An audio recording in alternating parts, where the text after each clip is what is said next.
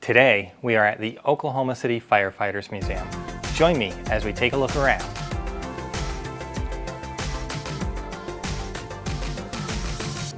Here we're looking at a 1903 Seagrave Village ladder wagon. This was a hand-drawn wagon to bring ladders to the fire. It even had lanterns on the side for nighttime firefighting. Here we have two different hand-drawn hose reels. The firemen would reel the hoses up on these, and then when there was a fire, they would run to the fire pulling these.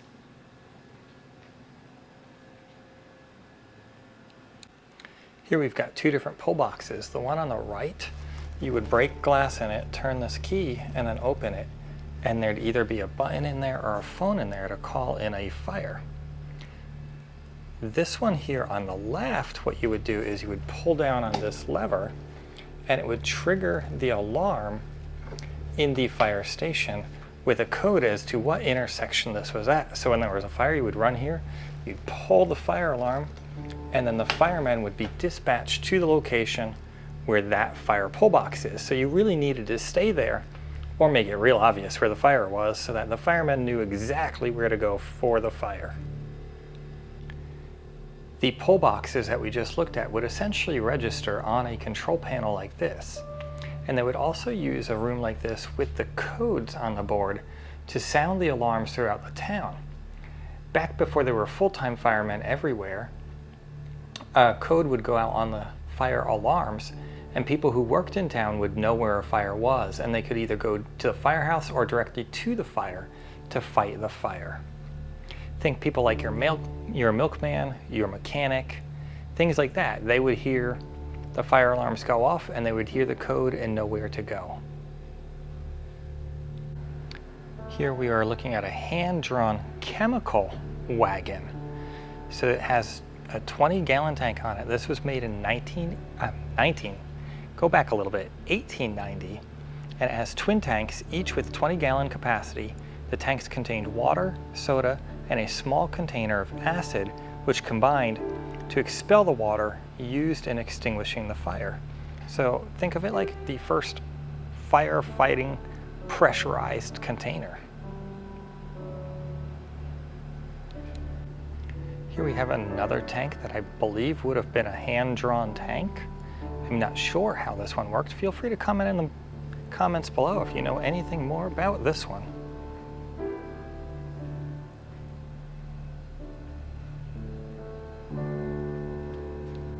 And then as we moved into powered firefighting apparatus, it started with horses drawing the firefighting apparatus, and here we have one.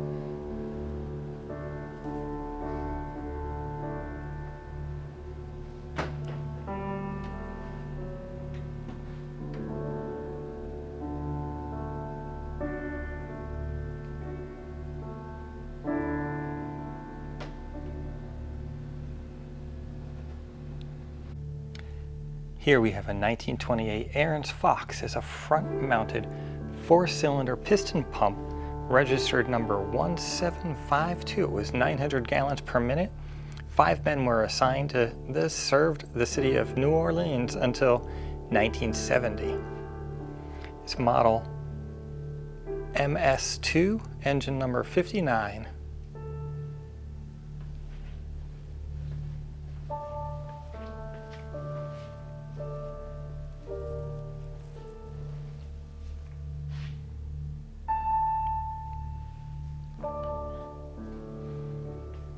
The equipment is tightly packed in this museum, so I'm trying to get you as wide of a shot as I can, but we're up against all kinds of stuff in here, so the good news is there's a lot to show you.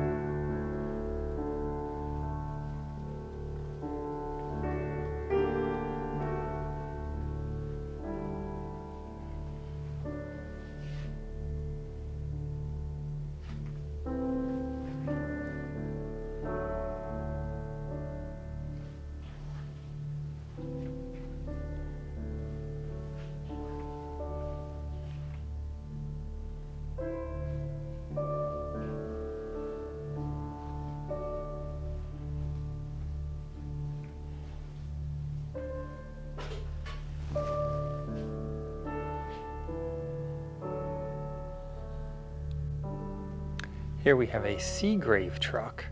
I do not know the year of it.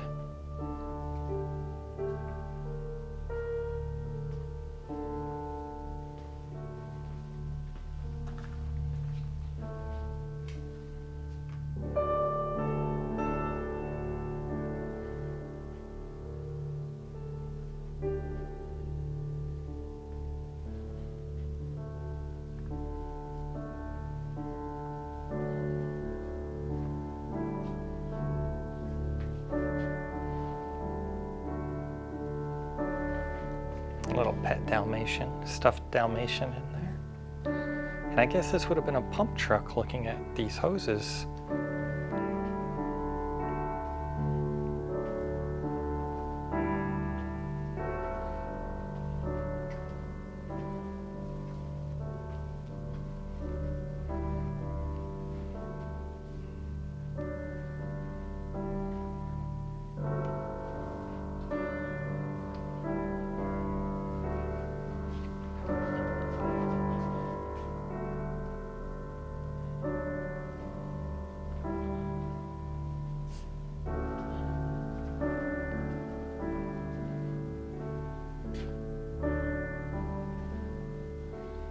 There's the Dalmatian.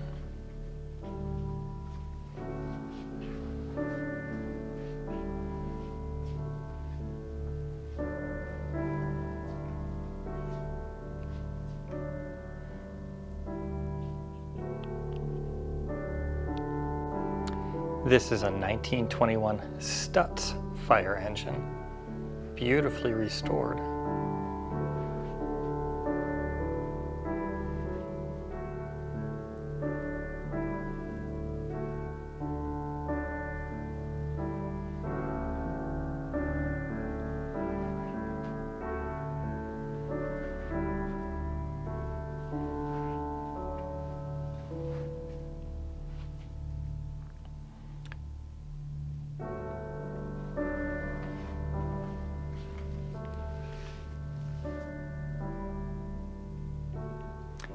This unit was a 500 gallon per minute triple combination pumper, which means it carries water, hose, and it has a pump.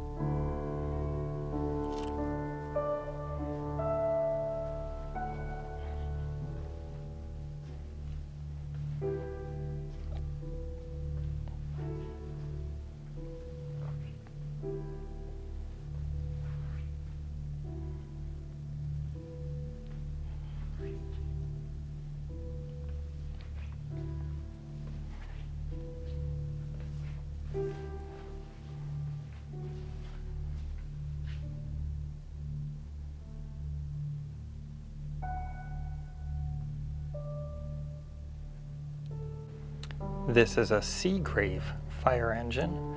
This looks to me like it's a pump truck.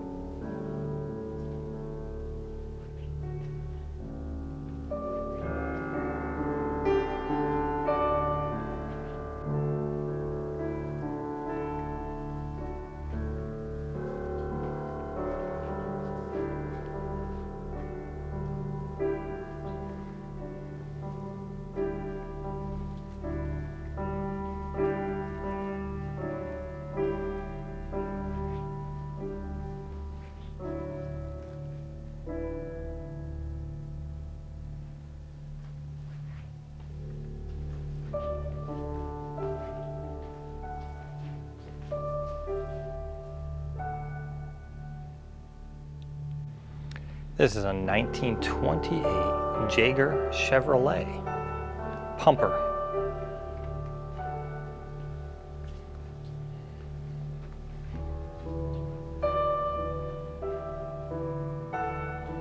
And I was just informed that all of the fire trucks here are restored and function.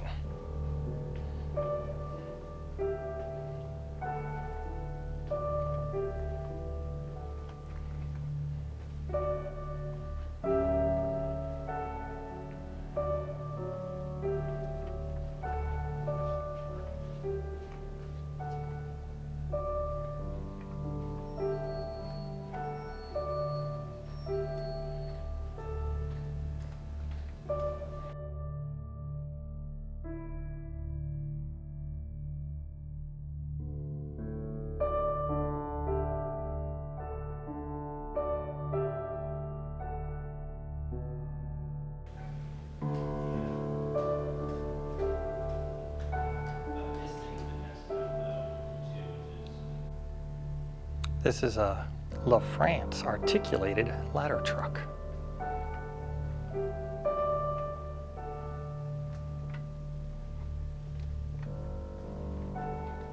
Let's see if we can look in there.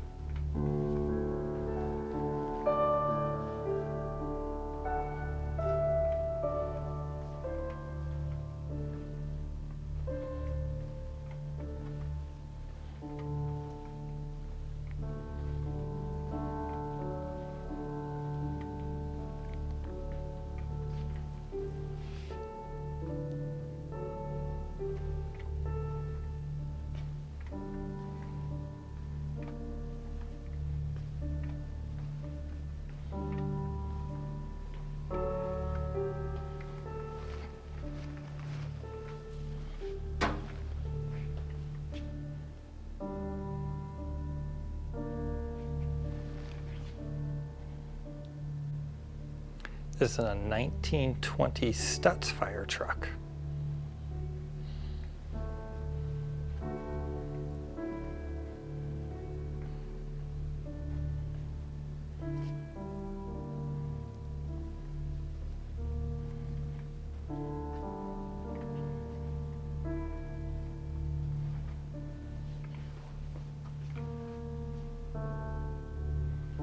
Look how beautiful these were done.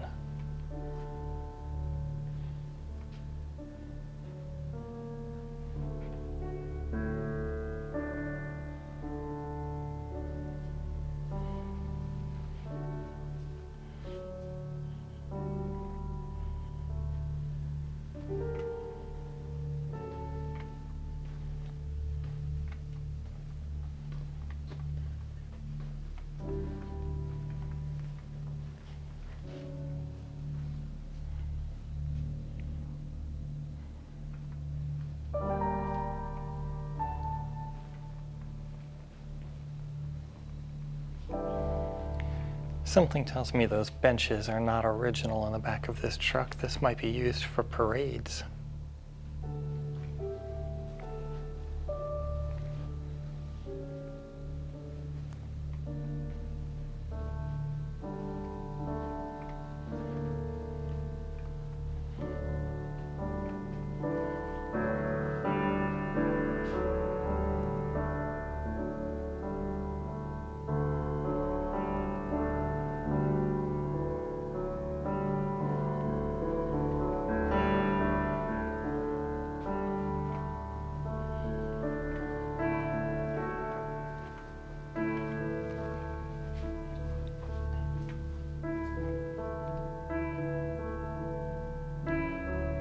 This one is a Southern 750, and it has the crank handle on the front to start it. Check this out.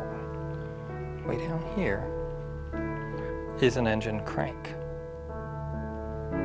Now I noticed a second ago when I looked around it that in the cab there is a foot button in the middle, like the old-fashioned high beam switch that I believe those might have also been starter buttons back in the day. So I wonder if this is dual start or if that foot button is for something else. Feel free to comment below if you know what that is. We'll get up there in a moment and I'll show you what I'm talking about.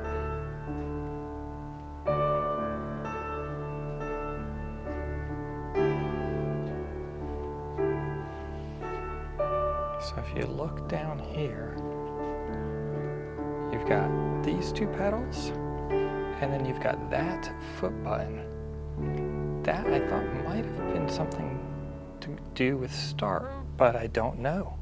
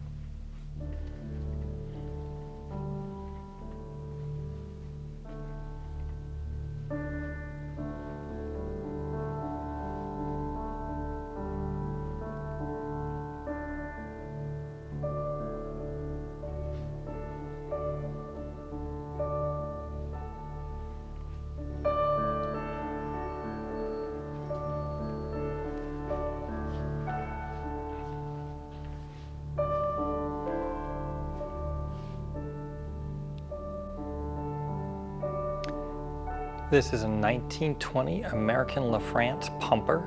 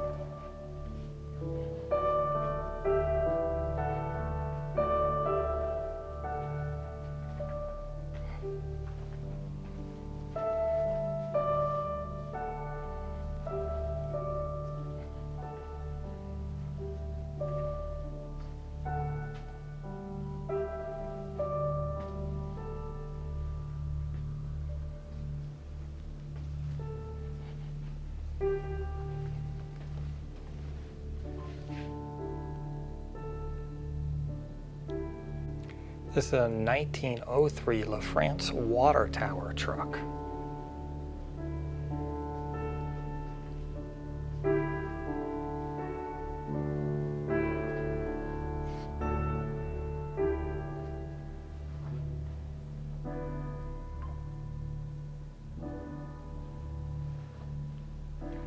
So originally this was horse-drawn, and then in 1919 it was motorized. And when it went to the fire, it would arrive backwards. That's because the water tower was reversed when it was put on a motor-driven tractor. So the horses used to pull it from the other side, which I guess is why it also has like these horse-drawn carriage wheels on the back and more standard metal framed wheels on the front, because it was originally horse-drawn.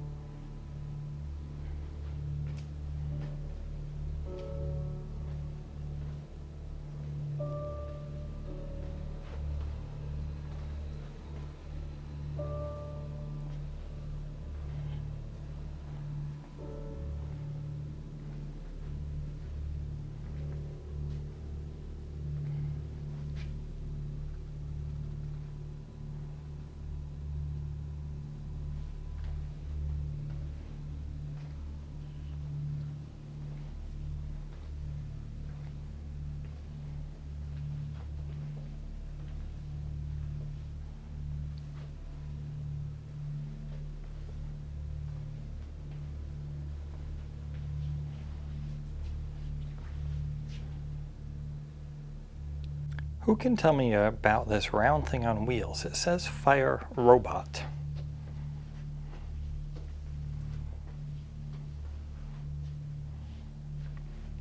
Clearly has a hose coming out of the top, and it says fill only with Super ABC. So what is this fire robot used for? How is it used? Here's a 1928, I think is what it was, Seagrave.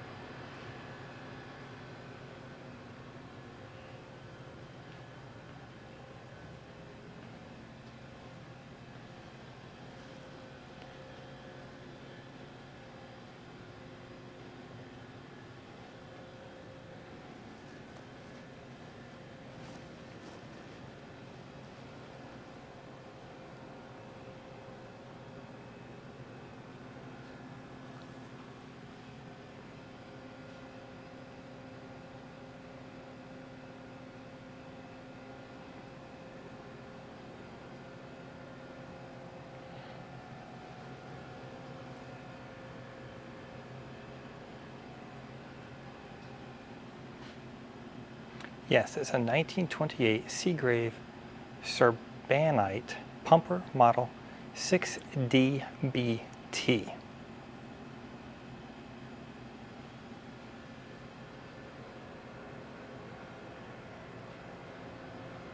And it looks like the museum might have been doing some filming as well with these cameras back here at the back of this truck. Actually, it's just lighting gear and a tripod left back here. This museum is full of beautiful pieces, a lot of them beautifully restored and still functional today. It's a great place to come and learn about firefighting from both a volunteer and professional perspective, and firefighting for the last century, actually more than that. Don't forget to subscribe to follow along on more great adventures.